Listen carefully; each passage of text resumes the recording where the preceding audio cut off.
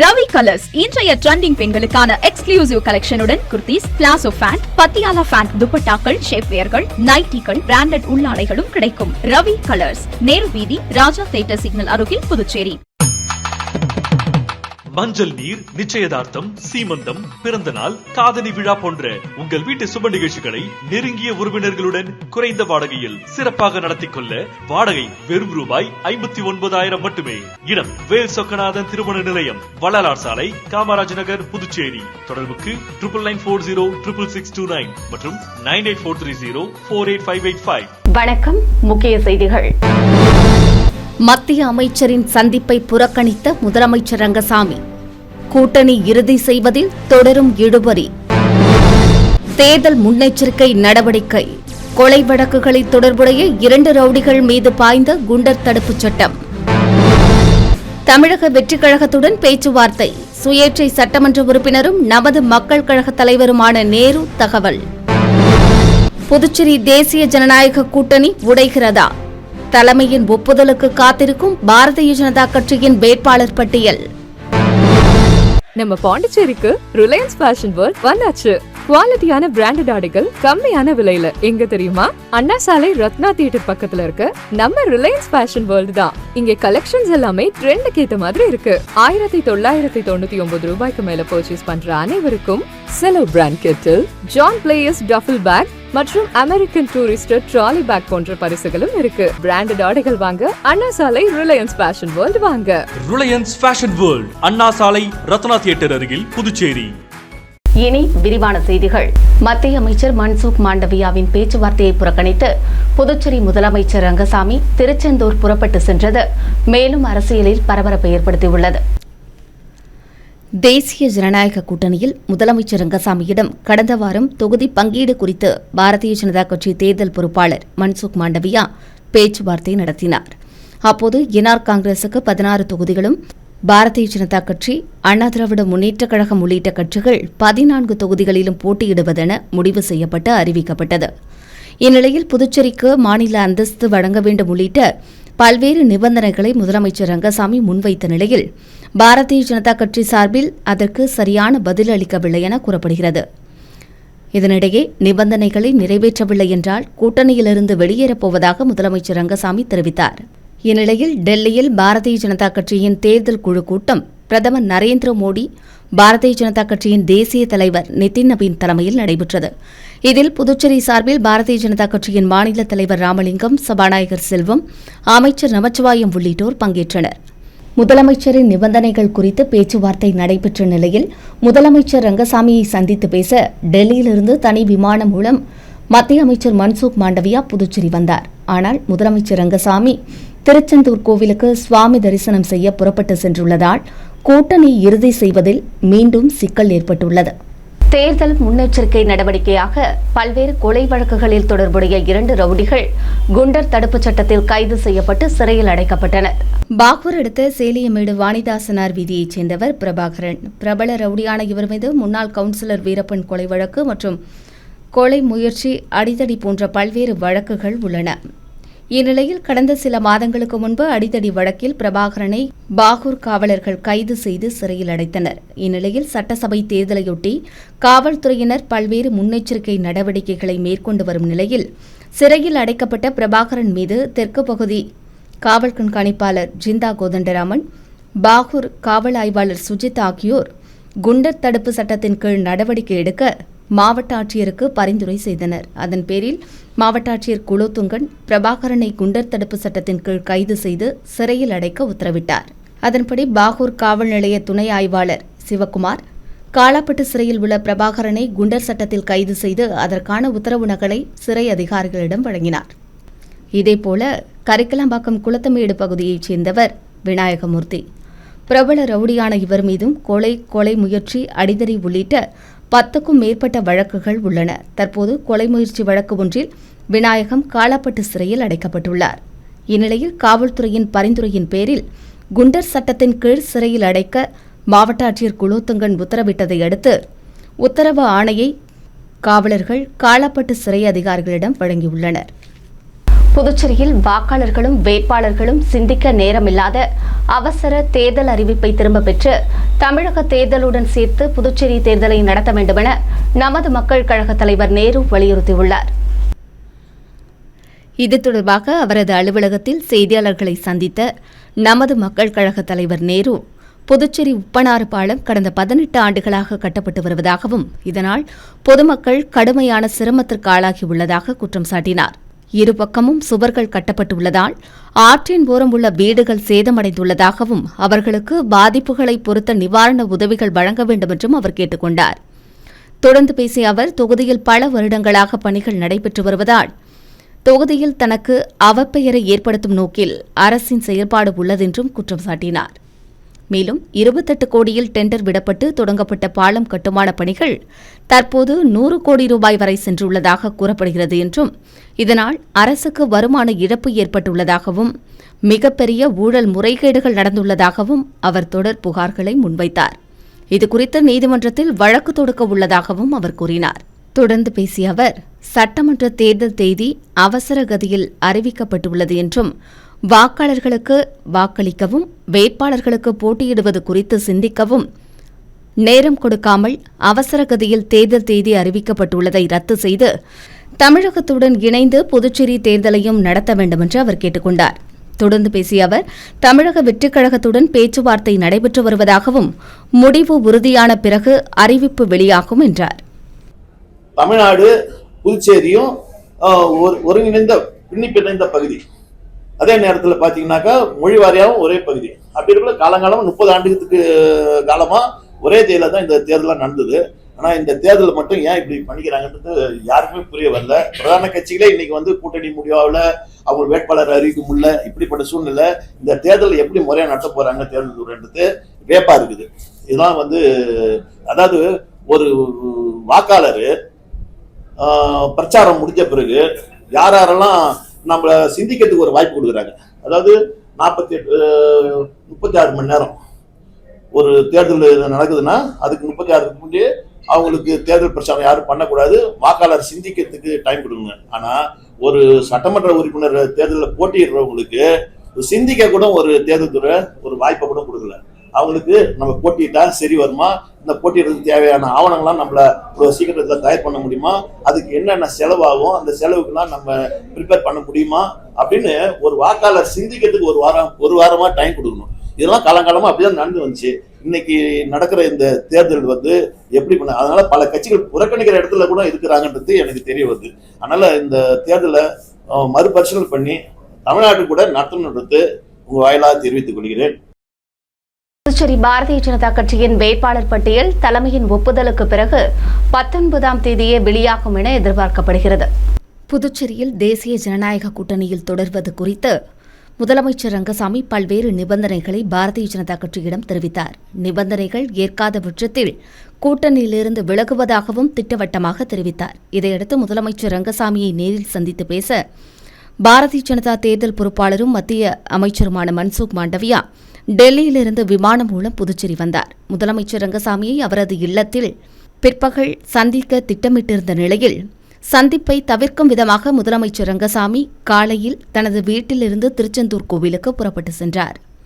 இதன் மூலம் என்ஆர் காங்கிரஸ் பாரதிய ஜனதா கூட்டணியில் முறிவு ஏற்பட்டுள்ளது பகிரங்கமாக வெளியானது.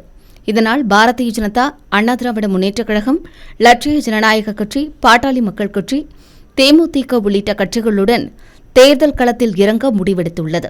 இந்த நிலையில் வேட்புமனு தாக்கல் செய்ய இன்னும் 4 தினங்களே உள்ளதால் பாரதிய ஜனதா கூட்டணி கட்சிகளுக்கு ஒதுக்கப்பட்ட தொகுதிகள் போக மற்ற தொகுதிகளுக்கு பாரதிய ஜனதா வேட்பாளர்களின் பெயர்கள் பட்டியலை தயார் செய்து டெல்லி மேலிடத்திற்கு அனுப்பியுள்ளது. கட்சி தலைமை ஒப்புதலுடன் 19ஆம் தேதி மாலை வேட்பாளர்கள் பட்டியல் வெளியாகும் என தகவல் வெளியாகியுள்ளது. வில்லியனூரில் நடைபெற்ற தேர்தல் நேரத்தில் காவல்துறையினர் பின்பற்ற வேண்டிய பயிற்சி வகுப்பில் துணை மாவட்ட ஆட்சியர் குமரன் கலந்து கொண்டு பல்வேறு ஆலோசனைகளை வழங்கினார். புதுச்சேரி சட்டமன்ற தேர்தலுக்கான தேதி அறிவிக்கப்பட்டு தேர்தல் நடத்தை விதிகள் அமலில் உள்ளன. இந்நிலையில் தேர்தல் துறை வழிகாட்டுதலின்படி காவல்துறையினர் எவ்வாறு செயல்பட வேண்டும் போன்றவை குறித்து வில்லியனூர் தனியார் திருமண நிலையத்தில் துணை மாவட்ட ஆட்சியர் குமரன் தலைமையில் காவல் கண்காணிப்பாளர்கள் ரங்கநாதன், சுப்பிரமணியன், பக்தவச்சலம் மற்றும் பயிற்சி IPS அதிகாரி கதிரவன் முன்னிலையில் காவலர்களுக்கு பயிற்சி அளிக்கப்பட்டது. பயிற்சி வகுப்பில் வில்லியனூர், மங்களம், காட்டேரிக்குப்பம், திருக்கனூர், கற்களாம்பாக்கம், நெட்டப்பாக்கம், திருபுவனை உள்ளிட்ட காவல் நிலைய வட்ட ஆய்வாளர்கள் மற்றும் உதவி ஆய்வாளர்கள், வில்லியனூர் போக்குவரத்து ஆய்வாளர், உதவி ஆய்வாளர்கள் கலந்து கொண்டனர். பயிற்சி வகுப்பு கூட்டத்தில் கலந்து கொண்டு பேசிய துணை மாவட்ட ஆட்சியரும் மேற்கு பகுதி தேர்தல் நடத்தும் அதிகாரியுமான குமரன், கூட்டத்தில் கலந்து கொண்ட காவல்துறையினருக்கு தேர்தல் நேரங்களில் பறக்கும் படையினருடன் தீவிர ரோந்து பணியில் எவ்வாறு இணைந்து செயல்பட வேண்டும் என்று விளக்கமளித்தார். கட்சி பிரமுகர்கள் வாக்காளர்களுக்கு பரிசுப் பொருட்கள் ஏதேனும் வழங்குகிறார்களா என்பதை தீவிரமாக கண்காணிக்க வேண்டும் என்றும் அறிவுறுத்தினார். தேர்தல் நடைபெறும் நாட்களில் காவல்துறையினரின் கடமைகள் என்னென்ன என்றும் அவற்றை எவ்வாறு பின்பற்ற வேண்டும் போன்ற வழிமுறைகளையும் எடுத்துக் கூறினார். கூட்டத்தில் மேற்கு காவல் கண்காணிப்பாளர் அலுவலகத்தின் கீழ் உள்ள அனைத்து காவல் நிலைய காவலர்கள் கலந்து கொண்டனர். புதுச்சேரியில் மேலும் 2 தினங்களுக்கு லேசான மழைக்கு வாய்ப்புள்ளதாக சென்னை வானிலை ஆய்வு மையம் தெரிவித்துள்ளது. இதுகுறித்து சென்னை வானிலை ஆய்வு மையம் வெளியிட்டுள்ள தகவலில், தமிழகத்தில் ஒரு சில பகுதிகளில் மழை பெய்து வருவதாகவும் 18ஆம் தேதி புதுச்சேரி மற்றும் காரைக்கால் உள்ளிட்ட பகுதிகளில் லேசான மழை பெய்ததாக தெரிவித்துள்ளது. மேலும் கடலோர தமிழகத்தில் ஒரு சில இடங்களிலும் புதுச்சேரி மற்றும் காரைக்கால் பகுதிகளிலும் 20ஆம் தேதி லேசான மழைக்கு வாய்ப்புள்ளதாகவும் வானிலை மையம் தெரிவித்துள்ளது. 22ஆம் தேதி வரை மழைக்கான வாய்ப்பு இருப்பதால் வெப்பத்தின் தாக்கம் குறையும் என்றும் தெரிவிக்கப்பட்டுள்ளது. இதன் காரணமாக அதிகபட்ச வெப்பநிலை ஓரிரு இடங்களில் 2 முதல் 4 செல்சியஸ் வரை படிப்படியாக குறையக்கூடும் என்றும் தெரிவிக்கப்பட்டுள்ளது. மேலும் 19ஆம் தேதி முதல் 22ஆம் தேதி வரை குறைந்தபட்ச வெப்பநிலை இயல்பை ஒட்டியே இருக்கக்கூடும் என்றும் தெரிவிக்கப்பட்டுள்ளது. புதுச்சேரியில் கடந்த சில நாட்களாக அதிகரித்து வந்த வெயிலின் தாக்கம் சற்று குறைந்திருப்பதால் வாகன ஓட்டிகள் மகிழ்ச்சியடைந்துள்ளனர். கோரிமேடு காவல் நிலையத்திற்குட்பட்ட பூத்துறை பகுதியில் கஞ்சாவுடன் சுற்றித் திரிந்த 3 வாலிபர்களை பிடித்த காவல்துறையினர் அவர்களிடமிருந்து 2 சக்கர வாகனம் மற்றும் செல்போன்களையும் பறிமுதல் செய்து சிறையில் அடைத்தனர். புதுச்சேரி மாநிலத்திற்கு வருகிற 9ஆம் தேதி சட்டசபை தேர்தல் நடைபெறவுள்ளது. இதனால் புதுச்சேரி நகர பகுதிகளில் காவல்துறையினர் தீவிர ரோந்து பணியில் ஈடுபட்டு வருகின்றனர். இந்நிலையில் கோரிமேடு உதவி ஆய்வாளர் ராஜன் தலைமையில் காவலர்கள் கோரிமேடு பூத்துறை சாலையில் வாகன சோதனையில் ஈடுபட்டிருந்தனர். அப்போது அவ்வழியாக 2 சக்கர வாகனத்தில் 3 வாலிபர்கள் வேகமாக வந்தனர். இதைக் கண்ட காவலர்கள் அவர்களை மடக்கி பிடித்து வாகனத்தின் ஆவணங்களை கேட்டபோது அவர்கள் முன்னுக்கு பின் முரணாக பதில் அளித்துள்ளனர். இதனால் சந்தேகமடைந்த காவலர்கள் சோதனை செய்தபோது அவர்களிடம் கஞ்சா பொட்டலங்கள் இருந்தது கண்டுபிடிக்கப்பட்டது. இதையடுத்து அவர்களை காவல் நிலையத்திற்கு அழைத்து சென்று விசாரணை மேற்கொண்டதில் கோரிமேடு காமராஜர் நகரைச் சேர்ந்த தனுஷ்குமார், பட்டானூரைச் சேர்ந்த ஆகாஷ், திருபுவனைப்பாளையத்தைச் சேர்ந்த ரியாஸ் அகமது என்பது தெரியவந்தது. அவர்களிடமிருந்து 114 கிராம் கஞ்சா மற்றும் 2 சக்கர வாகனங்கள், 3 செல்போன்களை காவல்துறையினர் பறிமுதல் செய்தனர். தொடர்ந்து 3 பேரையும் கைது செய்து நீதிமன்றத்தில் ஆஜர்படுத்தி காலாப்பட்டு சிறையில் அடைத்தனர். புதுச்சேரி கடலில் மீன்பிடித்துக் கொண்டிருந்த போது தவறி விழுந்த மீனவர் மாயமாகியுள்ள சம்பவம் பதற்றத்தை ஏற்படுத்தியுள்ளது. புதுச்சேரி சோலை நகரைச் சேர்ந்த சரண்ராஜ் என்பவரது படகில் கடலூரைச் சேர்ந்த ஏழுமலை உள்ளிட்ட 5 பேர் கடலில் மீன்பிடித்துக் கொண்டிருந்தனர். அப்போது ஏழுமலை திடீரென கடலில் தவறி விழுந்ததாக கூறப்படுகிறது. உடனடியாக படகில் இருந்த மற்ற மீனவர்கள் கடலில் குதித்து அவரை தேடும் முயற்சியில் ஈடுபட்டனர். தொடர்ந்து இதுகுறித்து தகவல் அறிந்த கடலோர காவல்படையினர் சம்பவ இடத்திற்கு விரைந்து சென்று தேடுதல் பணியில் ஈடுபட்டனர். ஆனால் இதுவரை ஏழுமலையை கண்டுபிடிக்க முடியவில்லை. சம்பவம் தொடர்பாக முதலியார்பேட்டை காவல்துறையினர் வழக்கு பதிவு செய்து விசாரணை நடத்தி வருகின்றனர். திருபுவனை தொகுதியின் சுயேட்சை சட்டமன்ற உறுப்பினர் அங்காளன் தமிழக முதலமைச்சர் மு.க.ஸ்டாலின் முன்னிலையில் திராவிட முன்னேற்றக் கழகத்தில் தன்னை இணைத்துக் கொண்டார்.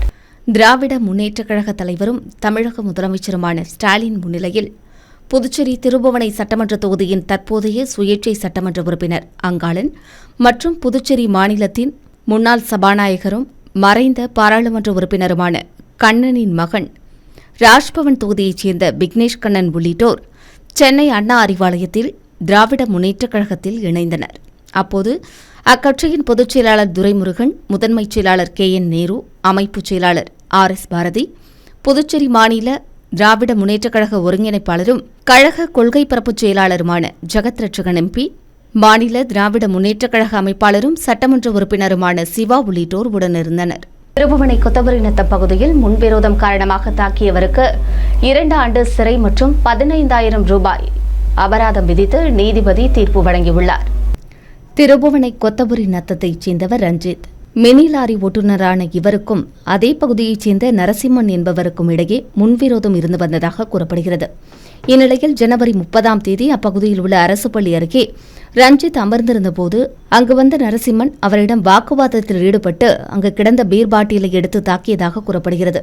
இதுகுறித்த புகாரின் பேரில் நரசிம்மனை திருபுவனை காவல்துறையினர் கைது செய்தனர்.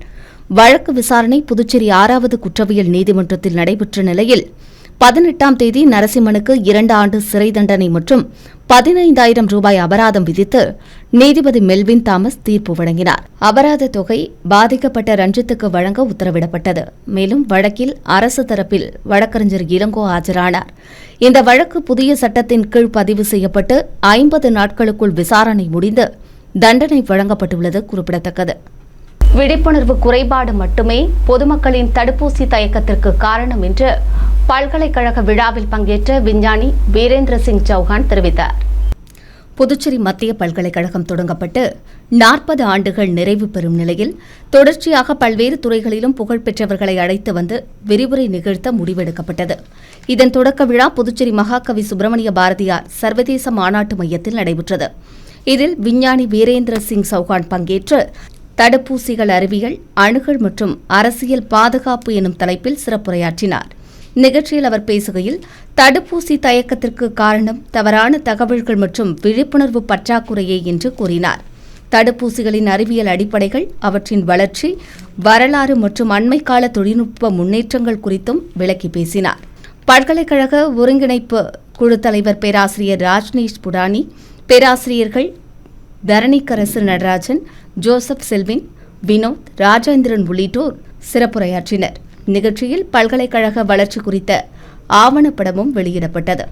காமராஜர் நகர் தொகுதியில் லட்சிய ஜனநாயக கட்சிக்கு வாக்கு சேகரிக்க சென்ற அக்கட்சியின் நிறுவன தலைவர் ஜோ சார்லஸ் மார்டினுக்கு மார்வாடி நலச்சங்கத்தினர் உற்சாக வரவேற்பு அளித்தனர். காமராஜர் நகர் தொகுதிக்குட்பட்ட ஹரிஹந்த் அவென்யூ அபார்ட்மெண்டில் லட்சிய ஜனநாயக கட்சித் தலைவர் ஜோ சார்லஸ் மார்டின் பிரச்சாரம் மேற்கொண்டார். அப்போது மார்வாடிகள் நலச்சங்கம் சார்பில் அவருக்கு உற்சாக வரவேற்பு அளிக்கப்பட்டது. தொடர்ந்து சில கோரிக்கைகளையும் லட்சிய ஜனநாயக கட்சித் தலைவரிடம் மார்வாடி நலச்சங்கத்தினர் வைத்தனர். கோரிக்கைகளை உடனடியாக நிறைவேற்றுவதாகவும் அவர் உறுதியளித்தார். மேலும் புதுச்சேரியை முன்னேற்றுவதற்கான திட்டங்கள் அடங்கிய புத்தகத்தையும் அவர்களுக்கு வழங்கினார். மார்வாடி சமுதாய மக்கள் லட்சிய ஜனநாயக கட்சித் தலைவர் ஜோ சார்லஸ் மார்டினுடன் சேர்ந்து புகைப்படங்கள் எடுத்துக் கொண்டதோடு அவர் வெற்றி பெற வாழ்த்துக்களையும் தெரிவித்தனர்.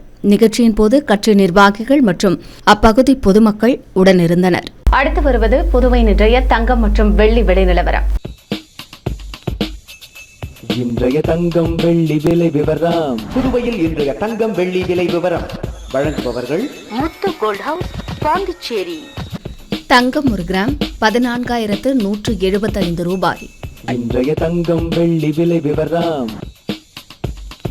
வெள்ளி 10 கிராம் 2,620 ரூபாய்.